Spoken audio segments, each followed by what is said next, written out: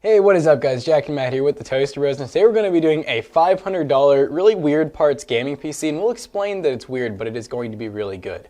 But before we get into that, let's hear a word from today's sponsor. This video is brought to you by Deepcool and their Castle 360 EX liquid cooler. Exceptional cooling and performance doesn't have to come at a premium price, and that is exactly what the Castle 360 EX brings with its anti-leak technology, competitive cooling performance, and even the ability to customize the logo on the block. Check the link in the description down below to learn more, and special thanks again to Deepcool for sponsoring today's video.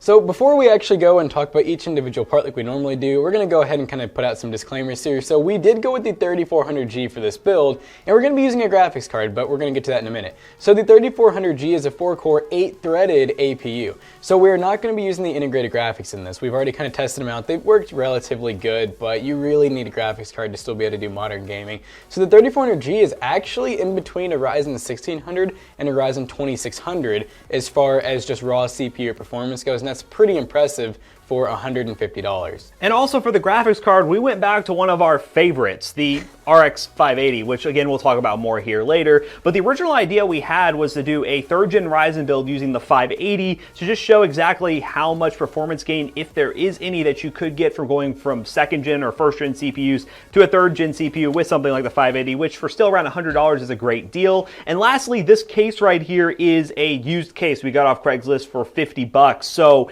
keep that in mind when you're buying a system or trying to replicate this build. We will leave some suggested cases in the description down below that do equal the value of this case. Maybe if you're lucky, you can find the same one, but really any full-size system will work for this build because we are using a full-size ATX motherboard. And well, how about we just go ahead and talk about the rest of the parts specifically. So as stated, we have the Ryzen 3400G here. So we wanted to go with something 3rd gen. We had already had the RX 580 on its way. We were actually going to do a 3600 build, but the more we thought about it, the more we were like, it doesn't really make sense to pair this older 580 with a 3600 because it's a really powerful CPU with a really budget GPU. So this combo kind of just makes more sense. And we're going to be putting this really nice Wraith Prism cooler on it, which actually has RGB, which will match the RGB of the actual case. This isn't really included in the budget because we just had this lying around from a 3800X build that we just did. And of course the cooler that comes with this is perfectly fine. The only difference is it is not RGB and beautiful. For the motherboard, we actually went with a full-sized board. We have the ASRock B450 Gaming K4. This is 3rd gen ready as it says on there, which thank goodness it's also AMD 2000 ready, which it looks like they kind of just slapped this sticker over here. But it is a full-size board. It's about really one of the cheaper full-size boards you can get that supports 3rd gen out of the box. For the RAM, we have an 8GB kit at 3000 megahertz because Ryzen loves fast RAM. It's just T-Force Vulkan Z, and this stuff is so cheap right now. It's like right at 40 bucks, and you can even get RGB if you really wanted to for just a tad bit more. But we decided just to keep this build budget and just go with 3000 8GB. Now, again, the graphics card we went with was the RX 580. This is a 4GB model that we got for $100 on eBay. You can get the 8GB model for even better performance if that's something you're into, but 580s and 570s are really good value for money cards right now on eBay and local listings. So if you are looking to buy used, which we did with this one, you can definitely get a really good value card when you buy used, an RX 580. But if you did want to buy this new for some reason, maybe you're scared of used parts, which we highly suggest buying used. If this card normally runs new around $170, so expect to pay a little bit more if you do plan on going that route. Now for storage, we went with a basic SSD. This is a Kingston 240GB SSD. SSD storage is so cheap right now, guys. 240 gigabytes is a no-brainer, especially with how cheap this is. And you could always opt for more if you want to, but this is your standard SSD coming in around like $30. More than enough space to get us up and running and install a couple of games, and you can always add a hard drive later on if you want more mass storage. Now for the power supply. If you watch any of our build videos, you have known we've used this power supply multiple times, but this is the Thermaltake Smart Series 500 watt power supply. 500 watts is more than enough for this build. You know, power supplies are kind of weird right now. The prices are pretty high on a lot of units, even on Amazon and Newegg. I haven't really even seen any crazy B-stock deals, but this one has remained at around $40, so it's kind of become the go-to budget option right now. But it's more than enough power. It's 80 plus rated, so it does enough job in being energy efficient, whatever the hell that means. But this power supply is good enough. Now, once again, we got this case on Craigslist. So before you people in the comment section start yelling at us that you can't find this case for $50, please check the links in the description down below for some alternate PC cases that we do suggest at this price range. You could also go on Craigslist and maybe find this case, but don't really bet on it because, you know, this is a very specific case. But this is the H500 from Cooler Master. Big RGB fans in the front. It's going to be great for airflow. And, well, let's just go ahead and put this thing together and see how it looks.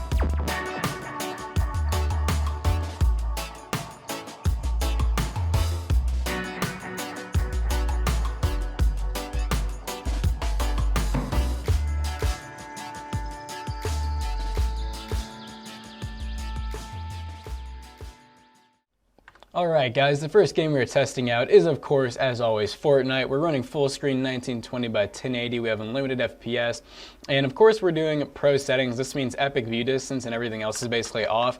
Most other games we will not test with low settings like this on a kind of higher endish system. Of course we'll be actually kind of maxing out the games rather than doing low settings. The only reason we do low settings for Fortnite is because, well, they call it pro settings for a reason. When you're trying to become a Fortnite pro, you want to get the most FPS so that it can match the hertz, especially if you have a higher refresh rate monitor, such as 144 or 240 hertz. And the mode that I picked to play is like an explosives game type deal, so hopefully that'll kind of help us get the best idea of how exactly this will run, especially with explosions causing the biggest FPS drop typically. So straight out of the dropship, we're actually kind of holding near 144 hertz. I mean, we're having some dips here and there, but obviously the drop's not incredibly important. And I'm honestly pretty surprised though, because this is technically an APU system, although we've added this graphics card. And this APU is really interesting because it's a 3400G, which means it's a 4-core, but actually has 8 threads. So when it's in its APU, I guess you could say state where you're not using a graphics card, you're just using the APU graphics, it definitely does kind of hurt performance a decent amount. And this guy just stole my weapon and there's nothing in there. I've not played Fortnite in a long time, so this might be really brutal.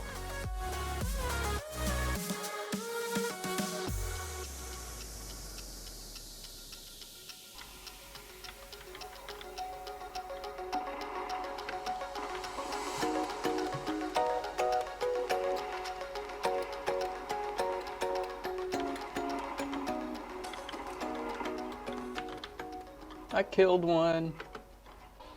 Alright, well, that was Fortnite. We actually managed to make it to like the, I guess, yeah, number 2. So that's something, my first game in a long time, but hey, it happens. So let's go ahead and move on to the next game now. So of course, after testing Fortnite, we had to give PUBG a try. So this is PlayerUnknown Battlegrounds. We are at 1920 by 1080 on basically ultra settings. Everything's maxed out. We don't have a frame cap or anything. And right now we're just now getting into the plane and we're flying on in. So like I said before, we usually test all the other games not on pro settings, we test them at like ultra settings just to get a better idea of how really hard you can push the systems. So of course if you're wanting 144 hertz, you could totally do pro settings and you would definitely get it on this PC, but you can see right now we're getting around 70-ish to 80 FPS in the plane, and it's pretty smooth. All right, so now that we're on the ground, let's see what we can get here FPS-ish wise.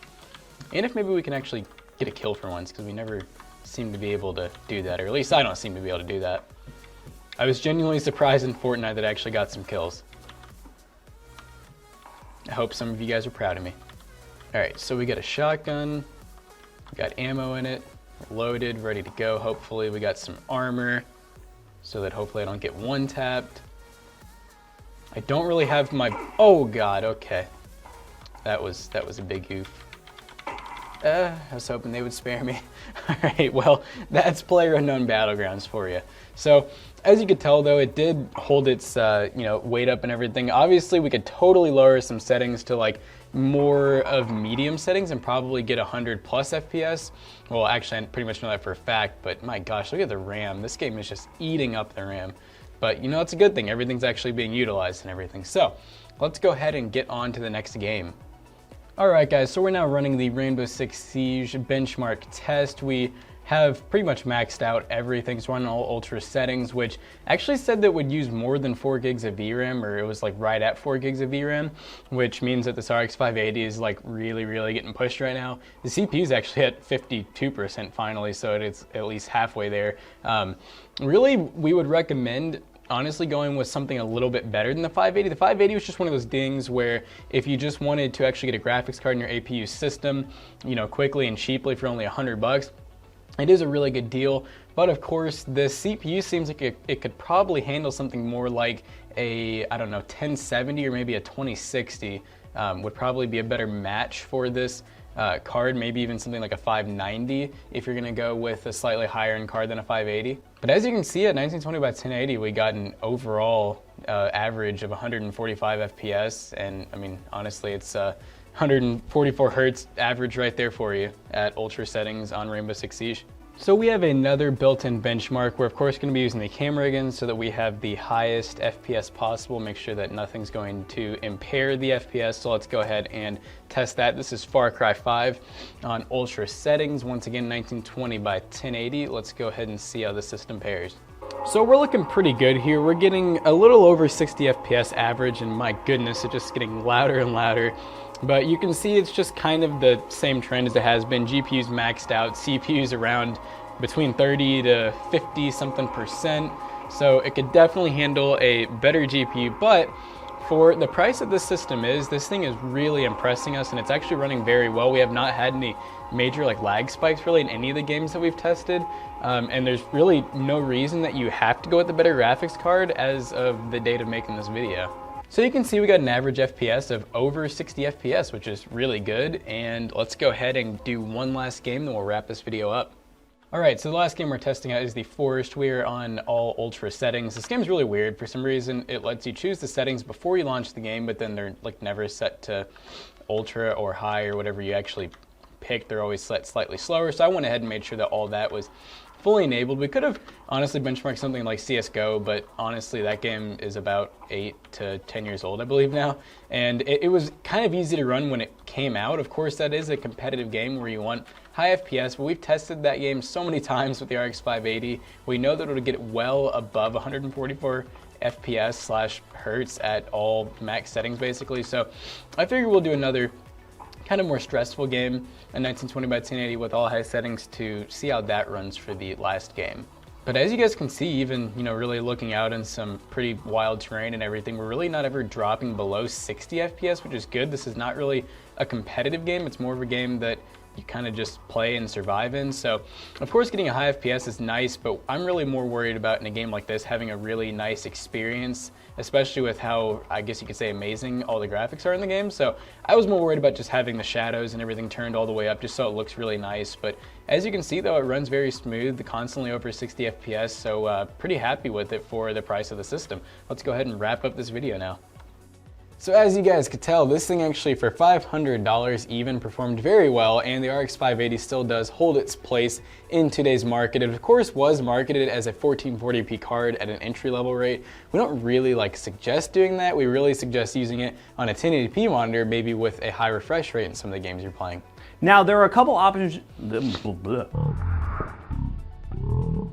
Now there are a couple different options you could go with a configuration like this. If you were to say want to get into live streaming more, you can do a build that we've done multiple times, the Ryzen 5 2600 with the RX 580, and you could get those 6 cores and 12 threads to do things like live streaming and video editing, and that is roughly the same price, if not a little bit cheaper sometimes. So that is something you can definitely consider if on promo. And also if you wanted to step up to some better gaming performance, go with something like the Ryzen 5 3600 for $50 more, get those same 6 cores and 12 threads, but better IPC for esports titles. If you want to play at high refresh rates, that could be a good option for you. But this is a good scenario to, let's say you build this whole system without a graphics card and you want to upgrade it later. You can see exactly what kind of performance you can get with something like the RX 580, which, as we said, is readily available for $100 on eBay. And there are a lot of different options you could go with. And overall, in terms of performance, we're very impressed. As Matt said in the beginning of this video, this case is probably going to be really hard to find for $50. So we do have cases like the AeroCool Shard, the AeroCool Cylon, and a few other cases that we recommend that are around $50 that have